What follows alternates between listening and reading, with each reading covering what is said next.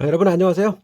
오늘은 아이만 빼고 다 바꿔라. 김영희 작가가 쓴 책을 가지고 리뷰를 해보도록 하겠습니다. 제목을 보면요, 이게 삼성그룹의 이건희 회장이 마누라와 자식만 빼고 다 바꿔라 라는 말을 했었는데, 그 말을 좀 패러디해 가지고 이 서문에서도 나와 있듯이 인공지능에게 맡길 수 없는 1순위가 육아라는 거죠.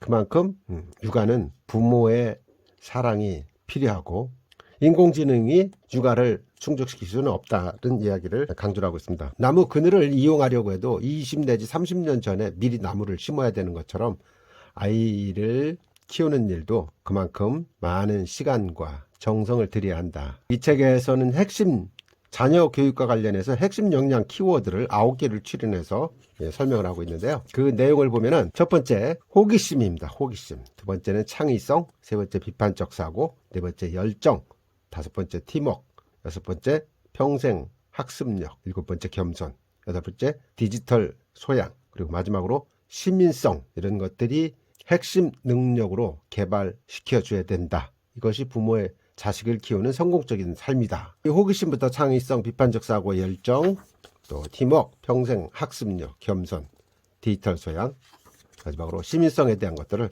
밑줄친 부분을 중심으로 설명드려보도록 하겠습니다. 첫 번째 호기심입니다. 3세 이전 교육이 대학 교육보다 중요하다, 이렇게 얘기를 하고 있는데, 여기서 스팀 교육에 대한 얘기가 나옵니다. 스팀이라는 것은 사이언스, 테크놀로지, 엔지니어링, 아츠, 매스매틱스, 이 5가지를 앞글자를 따서 만든 이야기죠. 구글의 창시자 세르게이 브란과 레리 페이지가 했던 이야기. 우리의 성공은 어릴 때 받았던 몬테소리 교육이 큰 밑거름이 되었다라는 얘기 있죠. 또 세계 최대 인터넷 서점이자 종합 쇼핑몰 아마존 창업자인 제프 베조스도 몬테소리 교육을 받았다고 합니다. 새로운 기업의 백과사전 위키피디아 많이 보고 있죠. 나무위키하고 2가지. 이 지미 웨일즈도 마찬가지로 몬테소리 교육을 받았다고 합니다. 그럼 이 몬테소리 교육법이라는 게 무엇이냐? 어떤 질문이든 자유롭게 던지고 무엇이든지 만들어 볼 수 있는 허용적 분위기에서 자신의 호기심에 충실한 아이를 키우는 교육 방법. 또한 답을 찾으려고 애쓰지 않고 단 하나의 옳은 답을 찾는 것으로 아이를 평가하지 않는 그런 교육 방식. 이게 몬테소리 교육법이라고 하는 거죠. 꿈의 크기와 코이 법칙에 대한 이야기도 나오고 있습니다. 코이라는 그 물고기가 어항에서는 5cm에서 8cm밖에 자라지 않지만은 좀 더 큰 연못에 두면 15cm에서 25cm까지가 자라고 큰 강물에서는 무려 120cm까지 자란다는 이야기를 통해서 아이들의 가능성은 무궁무진하게 커질 수 있다라는 이야기를 하고 있습니다. 그래서 자녀들에게 칭찬을 자주 해주는 게 좋다. 본인도 역시 어릴 적에 동양보춤을 맨 스님이 쳐다보더니 어머니한테 저 아이는 나중에 문장으로 성공하겠소 라는 이야기를 듣고 문장이 뭘까 고민을 많이 했는데 30대 중반에 다산 정약용 선생이 유배지에서 보낸 편지에서 문장의 뜻을 찾았다는 거죠. 사람에게 있어서 문장은 풀이나 나무로 보면 아름다운 꽃과 같다. 정성스러운 뜻과 바른 마음으로 그 뿌리를 복돋아주고 독실하게 행하고 몸을 잘 닦듯이 줄기를 안정되게 해줘야 한다. 넓게 배우고 들으며 예능의 논의로 가지나 잎이 돋아나게 해야 한다. 문장이란 급하게 완성될 수는 없다. 이런 표현을 보고 문장이라는 게 이런 거구나 라는 생각을 하게 됐다는 거죠. 본인 역시 지금 와서 생각해 보면 어릴 때 그런 얘기를 들었기 때문에 문장에 대해서 막연한 그런 관심을 갖고 있었고 오늘날 여러 가지 책을 쓰는데 도움이 되고 있다라는 이야기를 하고 있는 것 같습니다. 내 아이 최고 강점은 무엇일까? 세상에서 가장 발칙한 성공 법칙의 저자 에릭 바코다가 한 이야기. 앞서고 싶다면 남의 뒤를 따르지 말고 자기 환경에 맞게 내가 누군지 알고 그에 맞게 살라고 조언을 한다는 얘기죠. 성공에는 정답이 없다. 8살까지 열등하였던 아인슈타인. 삶에도 이런 말이 있다는 거죠. 형제의 개성을 비교하면 모두 살리지만 형제의 머리를 비교하면 모두 죽인다. 각자의 재능을 최고 강점을 살리는 게 중요하다는 얘기입니다.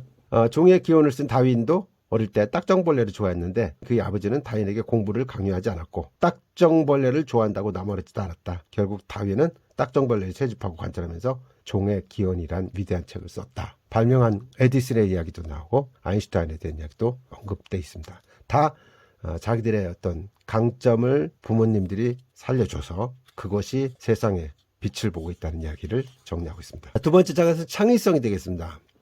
게임 기획자가 된 아들 이야기, 내 인생은 내가 마음대로 해라. 걷기만 해도 창의력이 쑥쑥, 기다림의 힘, 엔돌핀과 다이돌핀, 147대 805 실패의 법칙에 대한 이야기들을 담고 있습니다. 아이가 하고 싶은 일을 먼저 찾는 게 가장 중요하고 그것을 향한 상상과 갈망을 갖도록 유도해야 된다. 생텍쥐 베리에도 그런 얘기 나오죠. 만약 배를 만들고 싶다면 일꾼들에게 나무를 구해오라고 지시하지 말고 업무와 일을 할당하지 말아라. 대신 그들에게 저 넓고 끝없는 바다에 대한 동경심을 키워주라는 이야기. 하고 싶은 일을 먼저 상상하고 갈망하게 하라는 이야기를 하고 있습니다. 저도 강의 때 이런 이야기를 하는데, 오늘의 나는 과거의 내가 만든 것이고 미래의 나는 현재의 내가 만들어가는 것이다. 인도의 간디도 그런 얘기를 했네요. 나의 미래는 지금 무엇을 하느냐에 따라 달려있다. 미래가 지금의 현실을 만들듯 장래의 꿈과 행동이 방향을 결정한다는 이야기 다루고 있습니다. 걷기만 해도 창의력이 쑥쑥 늘어난다. 그렇죠? 걷기 효과에 대한 이야기들을 다뤄놓았습니다. 아이가 걸으라는 얘기인지 어른이 걸으라는 얘기인지를 모르겠습니다. 기다림의 힘에서도 대나무에 대한 이야기가 나오죠. 대나무가 씨를 뿌려도 몇 년 동안 거의 자라지 않다가 4년여 동안 끈기와 인내로 정성껏 돌봐야 3cm 정도 자라는데 5년이 지나면 갑자기 놀라울 정도로 성장하고, 그런데 이 대나무가 쑥쑥 자라서 6주 만에 무려 수십 미터 이상 높이로 큰다는 거죠. 크기까지 과정, 뿌리를 내리고 바닥 다지기를 하는 그 순간이 굉장히 중요하다. 아이도 그렇게 될 수 있도록 기다릴 필요가 있다라는 이야기 담고 있습니다. 세 번째는 이제 비판적 사고를 가지라는 얘기죠. 선생님 말도 틀릴 때가 있다. 안전 속에 위험이 도사리고 있다.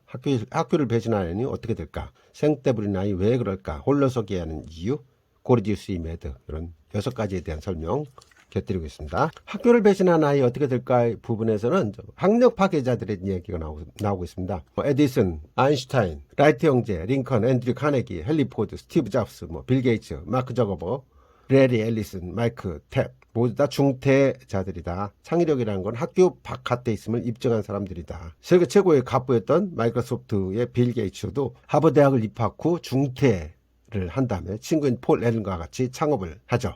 그렇게 해서 세계 굴지의 회사를 차립니다. 공부를 하는 것도 이제 무크라는 게 있는데, 온라인 공개 수업, 이런 무크를 통해서 배울 수 있는 시대가 왔다. 우리는 아이를 어떻게 할 것인가? 아이와의 약속은 인내와 심사숙고하는 법을 기르는 좋은 경험이 된다. 부모가 일관성을 갖고 지킨다면 아이도 부모에 대한 믿음이 생기고, 서로 신뢰하는 관계가 만들어지면 아이는 떼쓰기를 줄이고 부모를 믿고 자신이 원하는 것을 가질 수 있는 시기까지 인내할 수 있게 된다. 다음에 홀로서기를 해야 하는 이유. 홀로서기에는 2가지가 있다는 거죠. 정신적 자립과 경제적 자립. 네 번째 장, 열정이 되겠습니다. 패션이죠. 아이만 빼고 다 바꿔라. 우리 집 가운이 뭐예요? 그럼에도 불구하고 피어난 한 송이 꽃, 나비효과, 버터플라이, 선택도 능력이다. 육아, 대디, 선택 아닌 필수. 이렇게 6가지 내용을 담았습니다. 아이만 빼고 다 바꿔라. 삼성의 고 이건희 회장이 마누라와 자식만 빼고 다 바꿔라 했던 신경영 선언. 한지 벌써 28년이 지났는데, 삼성이 이제 그 이후에 초인류 기업으로 성장했죠.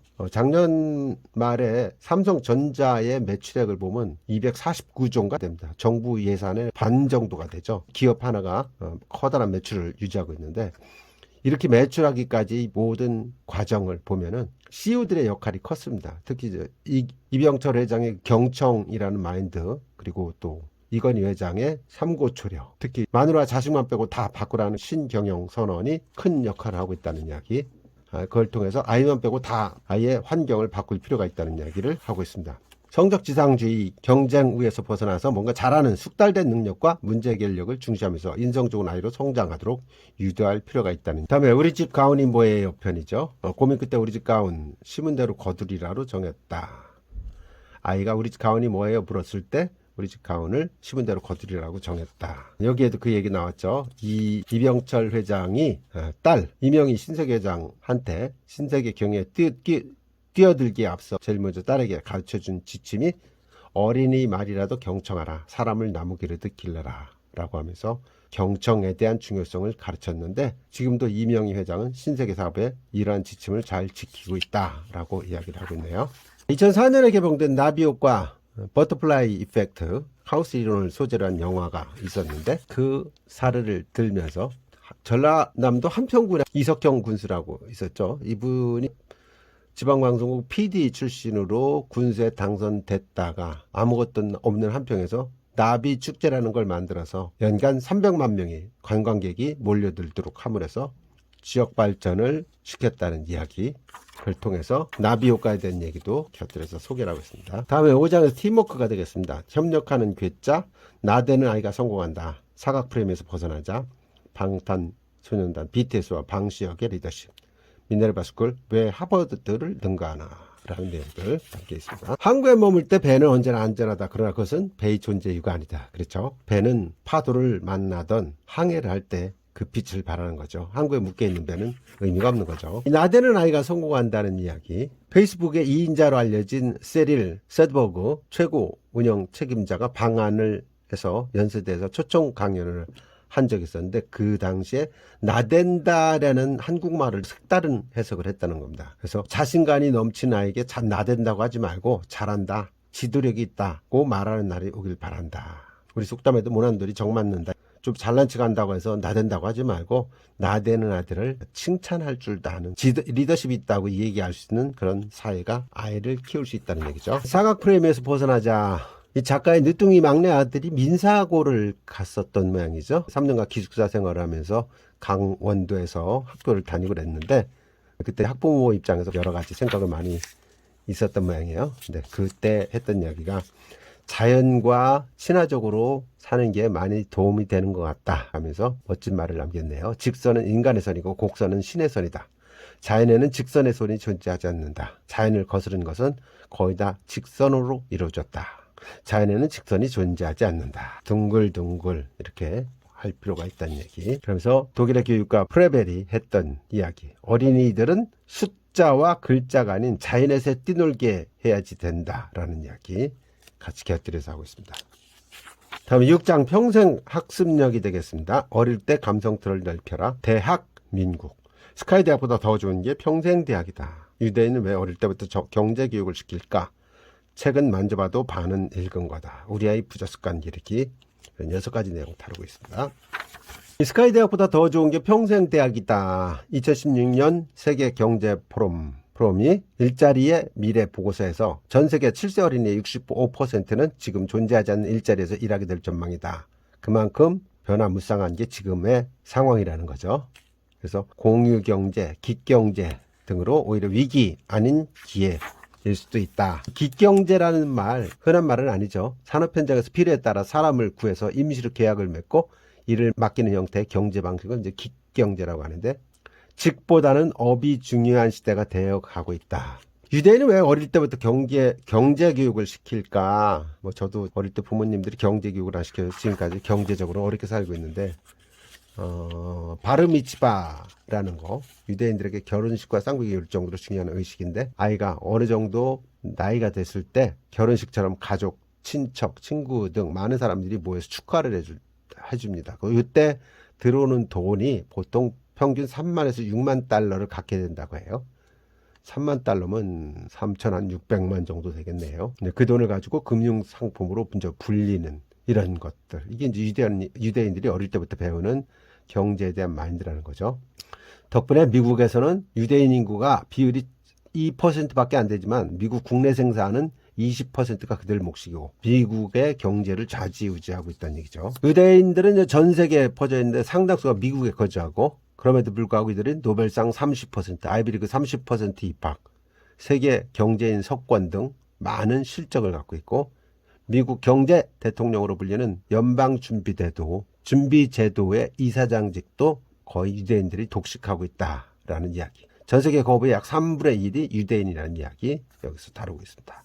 그만큼 어릴 때 교육이 중요하다는 얘기겠죠. 미국의 연방준비위원회 전 의장 앨런 그린스펀 이야기를 통해서 문자 문명은 생활의 불편을 가져오지만 금융 문명은 그 사람의 생존이 달려있다. 그만큼 경제교육이 중요하다는 얘기 하고 있습니다. 우리 아이 부자 습관 기르기, 유대인의 여러 가지 사례를 들어가고 탈무드 소개도 하고 있는데요. 용돈을 언제부터 주는 게 적합하냐. 만 4세부터는 동전과 지폐의 차이를 알게 된다는 거죠. 그래서 용돈은 7살부터 간헐적으로 주고 보통 초등학교 1학년부터 정기적으로 주는 게 좋다. 초등학교 저학년 경우는 2,000에서 6,000원, 평균 10,000원 정도가 적당하다. 3살부터는 간단한 심부름 하는 것도 필요하고, 심부름 하면은 저금통을 옆에 두고 돈을 받아서 저금하는 습관을 길러주는 거. 이거는 굉장히 신선해 보이는데 아이가 자기에게 들어가는 돈이 한 달에 얼마인지 통장을 통해 스스로 확인하게 해주고 또 본인의 핸드폰 비용도 자기 통장에서 인출대문해서 스스로 절약하고 부모의 수고에 감사할 줄도 알게 하는 이런 습관을 들이는 거 굉장히 중요한 자식 교육인 것 같습니다. 자녀에게 물려줄 것은 돈이 아니라 돈을 대하는 똑똑한 부자 습관이라는 거 와닿는 이야기입니다. 7장은 겸손이죠. 겸손 중요한 덕목입니다. 가장 선 아름다운 섬 그래도 애정결핍의 끈 대나무 마디와 축적의 시간 취준생 딸을 둔 어머니 한탄 궁즉통이라 심은 대로 거둔다. 6편 이야기. 장자가 그런 얘기를 했죠. 귀로 듣지 말고 마음으로 들어라. 경청이 참 어려운 겁니다. 그렇지만 경청을 통해서 모든 인간관계가 시작되기 때문에 경청은 가장 중요한 덕목이기도 합니다. 대나무 마디와 축적의 시간에서 포절지무라는 말이 나왔네요.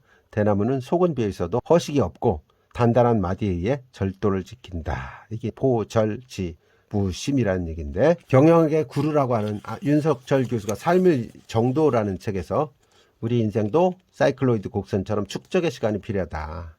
긴 인생에서 직선으로 성공을 위해 달려가기보다는 돌아가는 법을 배울 필요가 있다. 성공은 실수와 실패를 포함할 때 가능해진다. 사이클로이드 곡선이라는 것이 경사면의 직선과 포물선 사이클로이드와 원의 경로 중에 어느 면으로 굴러 내려가는 공이 가장 빠를까 실험을 했더니 이 사이클로이드 면을 따라서 움직일 때가 제일 빠르다는 겁니다. 그래서 독수리나 매가 땅에 들쥐나 토끼 잡을 때도 직선으로 내려오지 않고 사이클로이드 곡선에 가깝게 목표물을 향해서 곡선 비행을 해서 가장 빨리 하강을 한다는 거죠.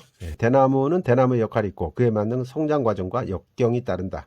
인간도 마디마디 성장통과 성취를 함께하며 성숙해진다. 그런 엄연한 사실을 기억하면 하나의 하루하루가 인생의 마디마디를 만드는 과정이라고 볼 수 있다. 8번째, 디지털 소양이 되겠습니다.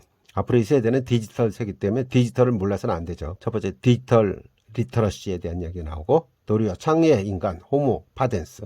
아이들은 왜 메타버스에 열광하나? 에듀테크로 1:1 맞춤 교육, 멍 때리기로 생각지도 짜기. 이런 내용들을 싣고 있습니다. 리터러시라는 말이 이제 문해라고 쓰죠. 글을 읽고 쓸 줄 아는 능력을 이제 리터러시 문해라고 하는데 디지털 리터러시라면 디지털 기술을 이해하고 활용할 수 있는 능력. 그것을 디지털 리터러시라 한다. 그래서 이 디지털 리터러시를 한 가장 대표적인 사례로 세상을 바꾼 잭 안드라카에 대한 이야기를 싣고 있습니다. 잭 안드라카는 13살 때 가족처럼 지내던 아저씨가 췌장암으로 세상을 떠나자 췌장암에 대해서 관심을 갖고 공부를 하죠. 그렇게 해서 16세의 나이에 혁신적인 췌장암 진단 키트를 발명을 합니다. 잭 안드라카가 개발한 검진법 옴미터라는 것은 기존의 계단법보다도 168배나 빠르고 26,000배 저렴하며 거의 100%에 달하는 정확도를 보이는데 개발을 위해 필요했던 것이 중학생 수준의 과학 지식,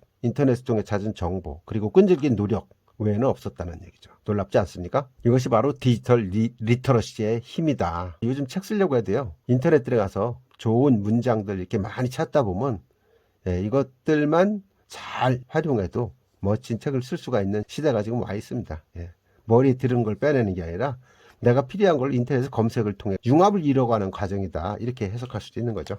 다음에 놀이와 창의의 인간 호모 파덴스죠. 유의를 추구하는 호모 루덴스가 있고 재미와 생산성을 동시 추구하는 호모 파덴스가 있는데 이 호모 파덴스가 바로 미래의 인재상이다. 우리가 하는 일을 크게 세 가지로 구분하면 의미 있는 창조적인 일과 재미있는 감성놀이와 반복되는 노동 이렇게 세 가지로 나눌 수가 있다. 근데 중요한 거는 협력하는 괴짜 라는 이야기를 하고 있습니다. 초연결시대에 꼭 필요한 인재상이 바로 협력하는 괴짜다. 모든 면에서 우수해야 리더가 되는 시대에서 벗어나서 각자 좋아하는 분야를 서로 섞고 시너지 효과를 낼 수 있도록 협력하는 것. 이것이 우리가 살아가야 될 그런 세상이다.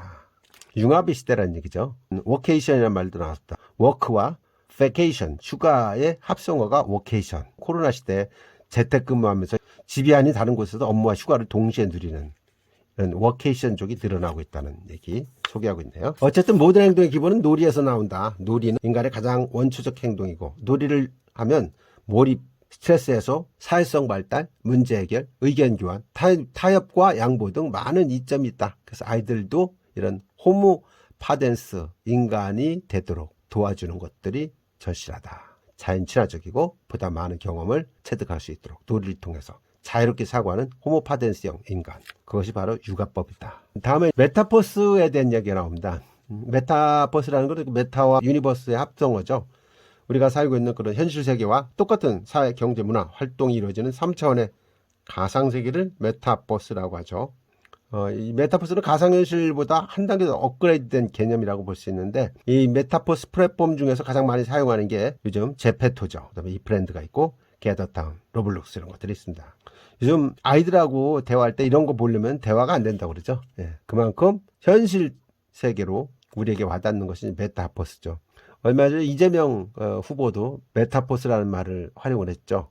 매주 타는 버스라고 해서 음은 좀 다르지만은 이런 메타버스와 연관된 그런 말을 선거구호로도 활용도 하고 그랬었습니다. 시간이 된다면 2018년 스티븐 스필버그 감독의 레디 플레이어 원이라는 영화를 한번 보면 메타버스에 대한 것들을 공부할 수 있지 않을까 그런 생각을 해봅니다. 메타버스 시장이 급부상하는 이유는 4차 산업혁명의 본격화로 메타버스의 핵심 인프라가 구축이 됐고, 두 번째 코로나로 인해서 비대면 사회가 일상화되고 있고, 세 번째는 메타버스 기술의 상용화가 많이 이루어지고 있다. 그래서 2021년도 10월에 페이스북은 회사명도 페이스북에서 메타로 바꿨다는 이야기. 지금 메타버스 관련한 분야 확장이 굉장히 급속도로 이루어지고 있죠. 현실 세계와 가상 세계가 똑같이 연결되다 보니까 미래에는 가상 세계에서의 또 다른 자아 형성 그리고 가치를 만들어갈 수 있다. 가치가 끝이 없기 때문에 미래 교육에 줄 영향도 방대하다. 메타버스의 등장으로 즐겁고 흥미로운 의미 있는 세상을 만나게 됐고, 이것들이 바로 아이들이 메타버스에 열광하는 이유 중 하나라고 설명을 하고 있습니다. 다음에 시대교육의 아이콘으로 등장한 에듀테크에 대한 인기죠. 이 에듀테크는 1990년대 후반 이후에 출생해서 TV보다는 스마트폰, 모바일 기기 익숙한 모모 세대, 모와 모바일 제너레이션이죠. 모모 세대를 대상으로 하고 있는데, 원래 이 에듀테크의 저자 홍정민은 에듀테크가 나갈 세 가지 방향을 해서 교육의 대중화, 교육 효과의 극대화, 교육과 실생활의 결합, 이런 얘기를 하고 있습니다. 여기서 배울 수 있는 것이 무크와 플립 러닝이 되겠습니다. 무크라는 거는 한번 나왔는데 MOOC죠. 매시브, 대규모, 오픈, 공개, 온라인, 그다음에 수업, 코스, 이렇게 해서 무크라는 말이죠. 대학에서 이루어지는 강의, 토론, 평가, 수료까지를 인터넷을 통해서 무료인 새로운 교육 방식이 바로 무크다. 플립 러닝이라는 거, 플립 러닝, 거꾸로 학습이죠. 거꾸로 교실, 역전 학습, 반전 학습, 역진행 수업 방식. 저도 요즘 대학원에서 석박사 학생들 대상으로 강의를 하면서 이 방법을 많이 씁니다. 사실 대학원 수업이라는 것이 강의는 별로 의미가 없거든요. 그래서 본인들이 영문 발표를 하고 내용을 요약을 해서 발표를 하고, 그러면 질문, 궁금한 사람 질문하라고 하고, 또 질문에 대해서 답변하고, 저는 마지막으로 이제 코치 정도 하는 이런 형태의 대학원 수업을 하고 있습니다. 이게 바로 이제 강의실에서는 토론, 과제, 풀이 등을 하는 형태의 수업만 하는 거죠. 그리고 그 전에 이미 교수가 제공한 온오프라인 영상, 논문 자료 이런 것들 미리 보여주고, 이게 바로 이제 진정한 의미의 교육이라고 볼 수가 있겠죠. 네. 마지막으로 시민성이 되겠습니다. 가진 게 많아야 남에게 베풀까? 다문화 가정이 우리의 희망봉이다. 지덕체가 아닌 체덕지 순으로 받게 된다는 거. 때로는 호통이 필요하다. 삼심의 위력. 5가지 이야기 사례를 들고 있습니다. 가진 게 많아야 남에게 베풀까? 세계에서 가장 가난한 나라가 미얀마입니다. 근데 미얀마가 나눔에서는 세계 1위국이라는, 그래서 가장 자비로운 나라 1위로 꼽혀 있다는 얘기죠. 그러니까 있어서 베푸는 거냐? 그건 아니란 얘기죠. 내가 없어도 베풀 수는 있다. 그런 마인드가 더 중요하다. 여기 좋은 문장이 나와 있습니다. 강은 자신의 물을 마시지 않고, 나무는 자신의 열매를 먹지 않으며, 태양은 스스로를 비추지 않고, 꽃은 자신을 위해 향기를 퍼뜨리지 않습니다. 남을 위해 사는 것이 자연의 법칙입니다. 우리 모두는 서로를 돕기 위해 태어났습니다. 아무리 어렵더라도 말입니다. 인생은 당신이 행복할 때 좋습니다. 그러나 더 좋은 것은 당신 때문에 다른 사람이 행복할 때입니다. 이 프란치스코 교황 메시지가 가슴 뭉클하게 하는 이야기를 적어놨습니다. 다음에 다문화 가정이 우리의 희망봉이다. 그렇죠. 요즘 다문화 인구가 부쩍 늘고 있습니다. 한국 사람들은 애를 안 낳으려고 하고 다문화 가족들은 애를 많이 낳습니다. 그래서 보면 2019년도 인구주택 총조사 결과에 따르면 다문화 가구가 일반 가구의 1.7% 35만 가구라고 하는데, 이 가구원이 총 인구의 2.1% 106만 명. 그러니까 우리나라의 다문화 인구가 106만 명이라는 얘기죠. 급속한 고령화로 인해서 2030년이 되면 노인 인구가 빠르게 늘고 젊은 인구가 줄어서 일할 사람은 적고 부양할 짐은 많아지는 그런 사회가 온다. 불행하게도 유엔에서 발표하길 2500년대 지구상에 가장 먼저 사라질 나라로 대한민국을 꼽혔다는 거죠. 그만큼 출생률이 급락하고 있다는 얘기입니다. 혼혈아라고 놀림을 받았던 오바마가 미국 대통령을 할 정도로 많이 바뀌고 있죠. 우리도 다문화를 가족이라 생각하고 이상한 눈을 보지 말고 그렇게 살아야 할 때가 오지 않았나, 그런 생각이 듭니다. 마지막으로 삼심의 위력에 대한 이야기입니다. 초심, 열심, 뒷심, 이 세 가지를 삼심이라고 하는데, 이걸 실천한 유일한 분으로 유일한 박사를 들고 있다. 유일한 박사는 유한양행을 설립하신 분이죠. 국민적 존경을 받았고 모든 재산을 다른 사람에 다 나눠주고 돌아가셨고, 진정한 리더십이라는 것은 자신의 성공을 사람들과 나누는 마음이다. 내 거를 소유하기 원하는 리더는 구성원에게 존경을 받을 수가 없다. 나눔의 즐거움을 배워라. 우리의 자랑 유일한 박사가 10대 품은 초심을 평생 잃지 않고 열심을 낸 것도 굳센가구의 뒷심이 잘 작동했기 때문이다. 이처럼 인생에서 삼심의 삼박자를 조화롭게 실행한다면 부모 아이의 위력도 찬란하게 빛날 것이다. 이렇게 해서 육아에 대해서 유독 호기심이 많은 김영희 작가의 아이만 빼고 다 바꿔라. 현명한 부모, 행복한 아이로 동반 성장할 9가지 키워드: 호기심, 창의성, 비판적 사고, 열정, 팀워크, 평생 학습력, 겸손, 디지털 소양, 시민성, 이런 것들을 한번 정리해서 봤습니다. 내용이 좋았다면 구독, 좋아요, 그리고 많은 댓글 부탁드리겠습니다. 여러분 감사합니다.